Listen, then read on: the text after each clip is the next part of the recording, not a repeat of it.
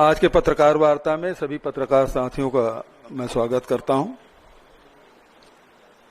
आदरणीय साथियों, पहलगाम के आतंकी हमले के बाद हमारी वीर सेना ने जिस प्रकार साहस और संकल्प के साथ दुश्मनों का मुंहतोड़ जवाब दिया,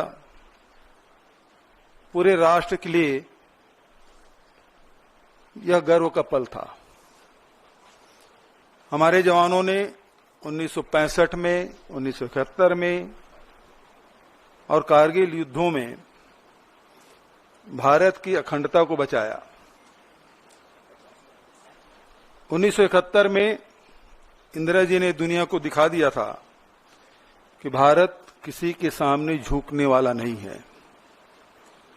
आज भी हमारी सेना उसी जज्बे के साथ सीमा पर डटी हुई है। कांग्रेस पार्टी उनके साथ कंधा से कंधा मिलाकर खड़ी है।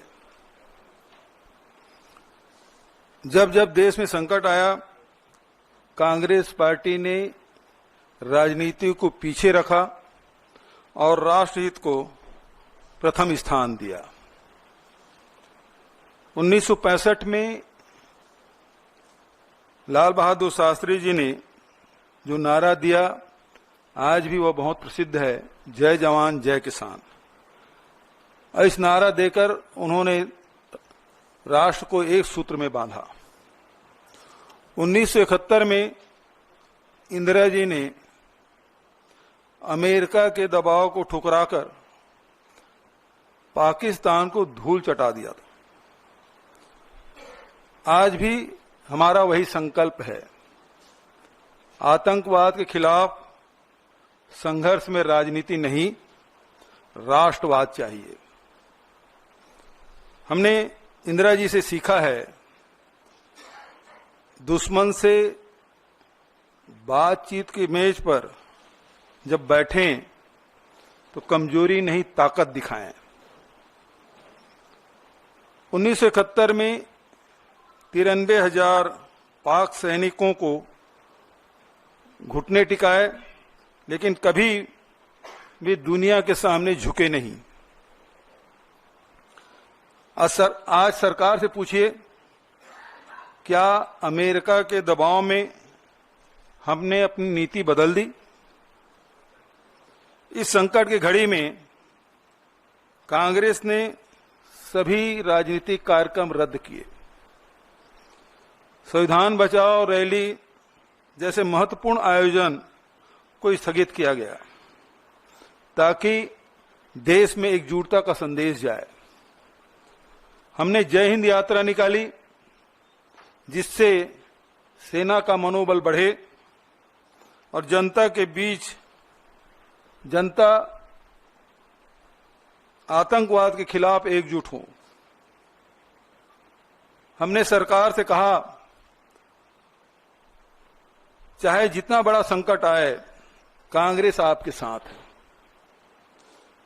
जब पूरा देश सेना के साथ खड़ा था, भाजपा नेता ट्विटर पर यूपीए एनडीए की तुलना करके मुद्दे को राजनीतिक रंग देने में लगे थे।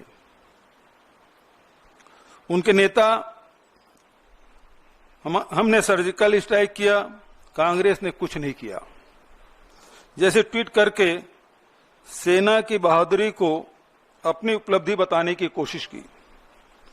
सवाल है, क्या सेना के बलिदान को चुनावी बयानबाजी में इस्तेमाल करना उचित है? एक भाजपा नेता ने ट्वीट किया, कांग्रेस के समय में आतंकवादियों को माफी मिलती थी, मोदी जी ने सीमा पर सबक सिखाया। यह झूठ है। हमने हमेशा आतंकवाद को कड़ाई से निपटाया, चाहे 71 की बात हो, चाहे 84 की बात हो, या अनेक उदाहरण दिए जा सकते हैं। हमने स्पष्ट संदेश दिया कि भारत की एकता से खिलवाड़ बर्दाश्त नहीं। कांग्रेस ने पूरे देश में जय हिंद यात्रा निकाली, जो सशस्त्र बलों के पराक्रम को सलाम और आतंकवाद पीड़ितों को श्रद्धांजलि देने की मुहिम। यह यात्रा सेना की वीरता को याद करते हुए समाज में मेलजोल और राष्ट्रीय एकता बढ़ाने का माध्यम भी बनी। दूसरी तरफ भाजपा एक राष्ट्र संकट वाली स्थिति में भी राजनीति करती रही। उसके बाद भी कांग्रेस पार्टी सरकार के साथ खड़ी रही, क्योंकि हम देश के हित की बात करते हैं। अब हम पारदर्शिता की मांग करते हैं। अमेरिकी राष्ट्रपति ने अचानक युद्ध विराम की घोषणा की। क्या भारत सरकार की कूटनीतिक नाकामी नहीं है? जनता जानने के हकदार हैं। क्या हमने तीसरे पक्ष के हस्तक्षेप को स्वीकार कर लिया? पाकिस्तान से वादे क्या लिए, ये भी हमें जानने का हक है। जनता जानना चाहती है।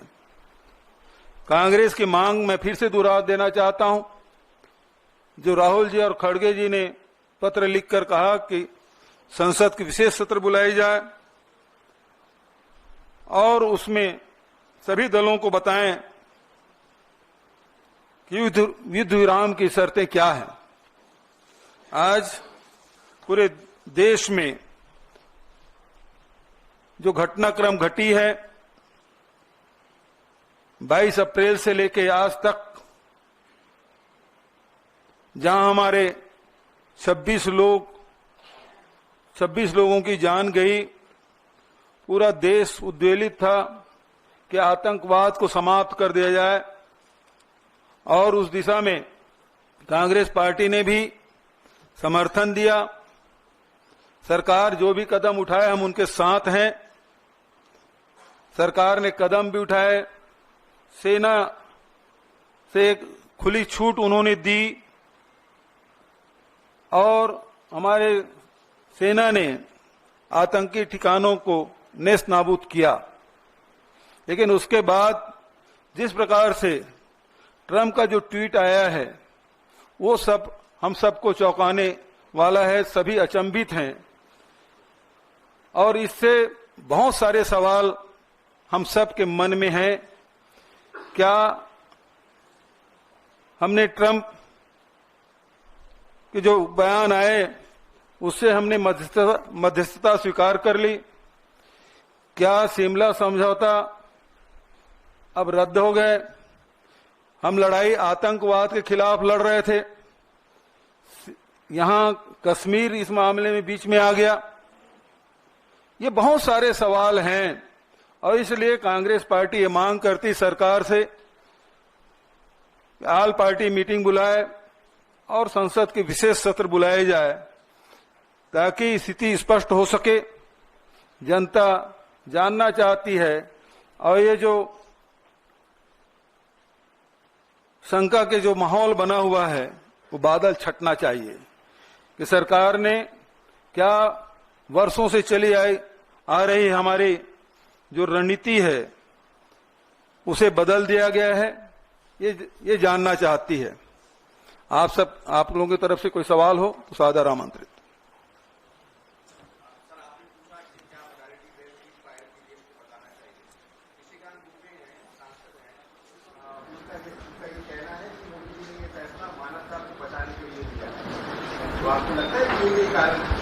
देखिए, सवाल हम सरकार से पूछ रहे हैं, निशिकांत दुबे जी से नहीं। निशिकांत दुबे जी सांसद हैं, वरिष्ठ सांसद हैं। हो सकता है उनके ब्लू आई बॉय हो और उसके बहुत सारे जो बयान हैं जो चर्चित रहे हैं, जिस प्रकार से सुप्रीम कोर्ट के खिलाफ उन्होंने टिप्पणी की, वो सब जानते हैं और उसे किनारा कर लिया गया। तो मैं नहीं समझता कि ये सरकार की तरफ से कोई बयान है। सरकार जवाब दे, क्यों विशेष सत्र नहीं बुला सकती? इसके पहले भी देखें, जब भी युद्ध होता रहा है उस समय दोनों सदन चले हैं, ये रिकॉर्ड में है। अब क्यों नहीं हो सकता? क्योंकि इतनी बड़ी घटना घटी और उस घटना के बारे में जानकारी लेने का सबको अधिकार है, देश जानना चाहती है।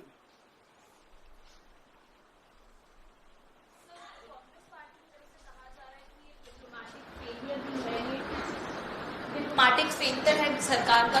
पहले आईएमएफ की जो मीटिंग हुई थी उसमें अपनी तरफ वोट्स नहीं ले पाए और शाम को यूएस प्रेसिडेंट ने आकर डिक्लेयर किया कि ये जो है सीज फायर हो गया है दोनों पार्टीज के बीच में।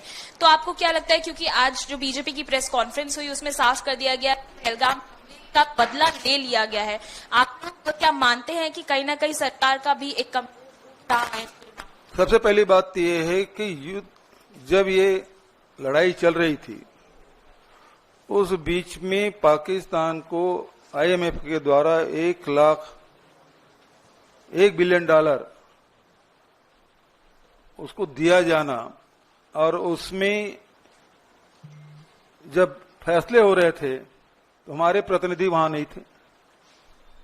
दूसरी बात यह है कि अमेरिका के राष्ट्रपति का ट्वीट पहले आता है और उसके बाद दोनों देशों के बयान आते हैं, तो निश्चित रूप से ये कूटनीतिक नाकामी है, इसको सरकार को मानना चाहिए। दूसरी बात, जो अभी आपने भाजपा के प्रवक्ता की जो बात आपने की, तो सवाल ये उठता है कि हमने बदला ले लिया, ये जो वाक्य है इसमें बहुत सारे सवाल उठते हैं। क्या वो 4 या 5 आतंकी आए थे जो 26 लोगों की जान लेके चले गए, वो पकड़े गए या मारे गए?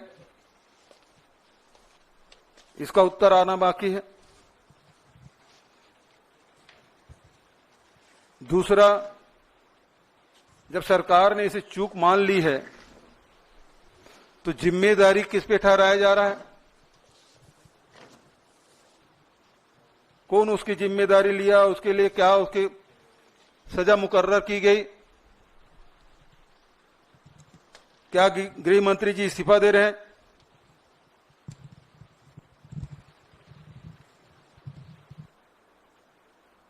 सवाल तो ये है, 26 लोगों की जान गई है और यदि इसमें इस प्रकार से कार्रवाई नहीं करेंगे तो निश्चित मान के चलिए कि आने वाले समय में भी इस प्रकार की घटना की यदि पुनरावृत्ति होती है तो किसी की जिम्मेदारी नहीं ठहराया जाएगा।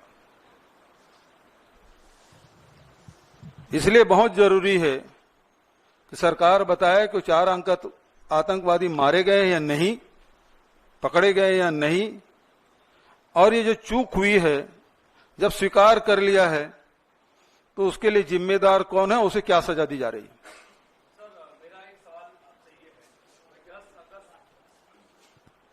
मेरा आपसे सवाल यह है कि 10 अगस्त 1994 को जब दोनों सदनों का विशेष सत्र बुलाया गया था, उस दौरान सर्वसम्मति से पारित किया गया कि पीओके हमारा है और पीओके हमारा अभिन्न हिस्सा है और उस पर कब्जा किया जाना चाहिए। ये 1994 की बात है।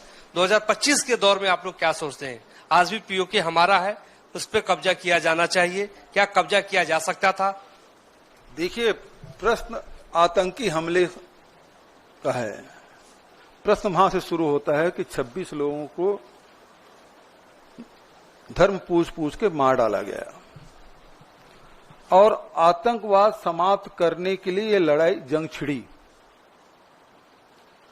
अब ये बात आई कि पीओके को हमें कब्जा करना चाहिए।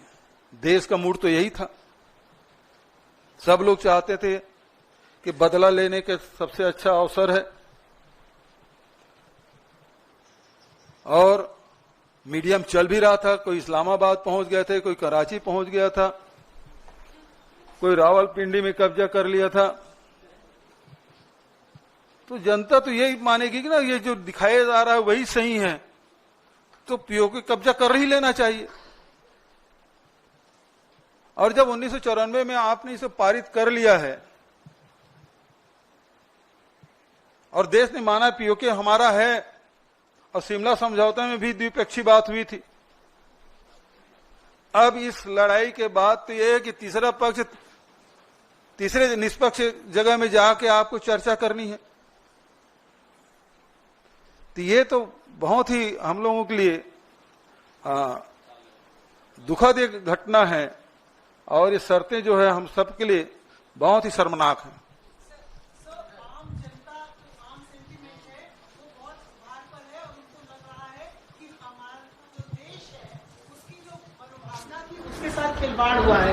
कांग्रेस पार्टी प्रमुख विपक्षी दल है, वो उसे किस तरह से लेती है, पार्टी का क्या मानना है? आम जन अपने आप को ठगा हुआ सा महसूस कर रहा है। पहले हम आतंकवादियों के कैंप पर हमला करने गए थे, फिर उन्होंने हम पर जब दोबारा हमला किया तो हमने तय किया हम धूल में मिला देंगे, एकाएक शांति प्रस्ताव आ जाता है। तो कांग्रेस पार्टी का क्या स्टैंड है? क्या वो आम जनता के साथ है? उसकी सोच भी यही है? देखिए, कांग्रेस पार्टी हमेशा जनता के भावनाओं के साथ रही है। दूसरी बात, हमारे राष्ट्रीय अध्यक्ष खड़गे जी और एलपी राहुल जी दोनों ने ऑल पार्टी मीटिंग बुलाने के लिए कहा।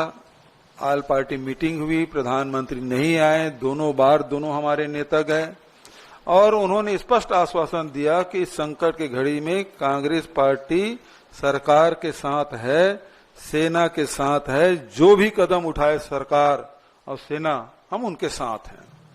अब सवाल ये उठता है कि प्रधानमंत्री जी ने कहा कि सेना को खुली छूट दे दी गई, तो वापस कब ले लिए गए आदेश?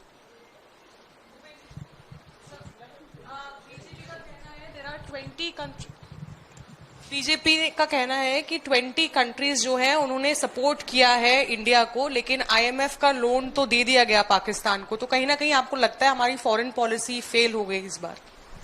देखिए, एक बात स्पष्ट है कि आप इस लड़ाई में देखें आपके समर्थन में कौन कौन देश आए। जो रूस हमेशा हमारे साथ खड़ा होता था हर संकट में, वो हमारे साथ नहीं दिखे। आज प्रधानमंत्री जी अमेरिका परस्त हो गए हैं, लेकिन अमेरिका ने उसका पहला बयान क्या था, उसको ध्यान में रखिएगा। तो आज हमारे साथ न पड़ोसी देश हमारे साथ हैं, न विश्व में हमारा कोई साथ देने वाला। स्पष्ट रूप से जब संकट आया तो खड़ा होने वाला कौन सा देश हुआ?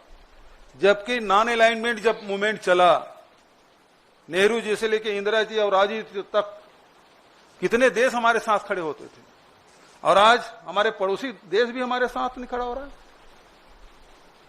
बघेल साहब इधर। अच्छा, मेरा सवाल ये है कि बीजेपी की भी बड़ी बैठक हुई है और उसमें ये कहा जा रहा है कि बीजेपी ने कहा है कि जैसे पाकिस्तान को धूल चटाया गया है, ये एक पूरा कैंपेन देश भर में चलाएगी बीजेपी और बताएगी लोगों को कैसे धूल चटाया गया, और कांग्रेस पार्टी के सारे सवालों का जवाब भी बीजेपी देगी। आप लोग भी कोई कैंपेन चलाएंगे क्या इस मसले को लेकर? देखिए, एक बात स्पष्ट है, कैंपेन चलाने की जरूरत नहीं है। आप विशेष सत्र बुला लीजिए ना, ऑल पार्टी मीटिंग बुला लीजिए ना, वहां उन सवालों को जवाब दे दीजिए। कैंपेन चलाने की क्या जरूरत है? एक मंच, दो ही मंच तो बात करें, ऑल पार्टी मीटिंग और संसद का विशेष सत्र, वहां बुला लीजिए, सारे सवालों के जवाब आ जाएंगे। सवाल से भाग क्यों रहे हैं? ऑल पार्टी मीटिंग की बैठक में प्रधानमंत्री दो बार नहीं आए, इसीलिए खड़गे जी ने कहा कि अब ऑल पार्टी मीटिंग होगी और यदि प्रधानमंत्री नहीं आए तो हम उसका बाइकाट करेंगे, हम नहीं जाएंगे उसमें। बघेल जी, भारत और पाकिस्तान के बीच युद्ध विराम एक तीसरे देश की मध्यस्थता के बाद हुई और इसकी औपचारिक घोषणा भी किसी तीसरे मुल्क के राष्ट्रपति ने की है। क्या आपको ये लगता है कि भारत सरकार के परंपरागत रूप से जो स्टैंड थे उसके साथ खिलवाड़ हुआ है और देश की जनता के भावनाओं के साथ विश्वासघात हुआ है? बिल्कुल, दोनों आपके दोनों सवाल में ही उसका उत्तर है कि हम वर्षों से जो हमारी जो विदेश नीति रही है उसमें बदलाव हुआ है, यही तो हम सवाल कर रहे हैं, क्या आपने बदल दिया है? दूसरा, देश की जनता के साथ के भावनाओं के साथ खिलवाड़ हुआ है, देश की जनता अचंभित है, ये कैसे हो गया? जो विश्व गुरु की बात होने की बात करते, विश्व गुरु को छोड़ दीजिए, उसके पहले भी आप देख लीजिए कि नेहरू जी से लेके इंदिरा जी और राजीव जी तक के जो नॉन अलाइनमेंट वाली बात एक ताकत के रूप में भारत को देखा जाता था, आज अमेरिका जो भी कहे हम सुनने और मानने के तैयार हैं। 1000 साल पुराना हमारी समस्या है कश्मीर, एक बार नहीं 2-2 बार बोल रहे हैं ट्रंप जी, लेकिन उसका प्रतिवाद भी हम नहीं कर पा रहे। हमारी स्थिति ये हो गई है, इतनी दयनीय स्थिति हमारी हो गई है। बघेल साहब, सर 2 सवाल है। पहला यह है कि सत्ता पक्ष ये कह रहा है कि जो ऑपरेशन सिंदूर था उसमें 100% जो ऑब्जेक्टिव था, लक्ष्य था, वो हासिल किया गया है। वो संतुष्टि जता रहे हैं पूरे ऑपरेशन सिंदूर से।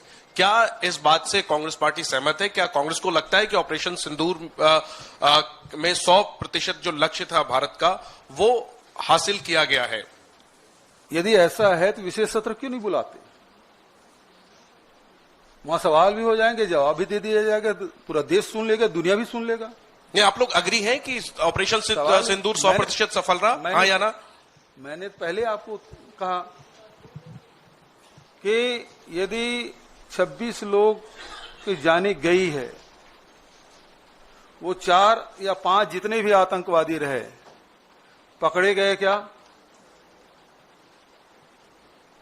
यदि पकड़े नहीं गए हैं तो आपके ऑपरेशन सिंदूर कैसे सफल मानेंगे आप?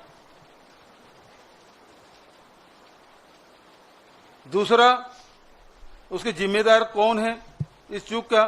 आपके ही आश्वासन पर तो लोग कश्मीर गए, अब सब कुछ सामान्य है, आप चले जाइए, सब परिवार के साथ गए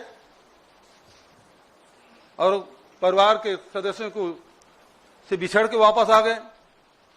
बघेल साहब, हमने देखा है कि ये कहा गया है कि युद्ध विराम हुआ है, अभी जिस तरह के हालात हैं वो पूरी तरीके से सामान्य नहीं है। सेना की ओर से ये भी कहा गया कि अगर युद्ध विराम का उल्लंघन होता है तो वो उसका माकूल जवाब देंगे। तो इस बीच हम देख रहे हैं राजनीतिक लड़ाई जिस तरीके से उभरी है, क्या वो बीजेपी की ओर से, आपकी ओर से, तो जो एकता बनी थी या एक्शन को लेकर जो सहमति बनी थी, क्या वो बिखर गई है?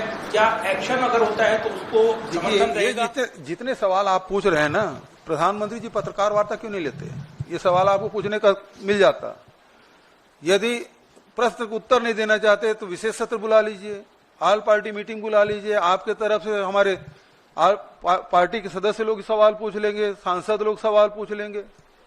और सवाल इस बात का है कि यदि सीज फायर हुआ, उसके बाद भी 300-400 ड्रोन गिराए हिंदुस्तान में, अटैक उन्होंने किया, क्या जवाब दिया आपने? यदि सेना का हाथ नहीं बांधे होते तो जवाब नहीं देते। एक तरफ सेना खुली छूट की बात करते हैं, दूसरी तरफ ड्रोन को हम केवल रोक ही रहे हैं, अटैक नहीं किए। उल्लंघन कर दिया तो लड़े क्यों नहीं आप?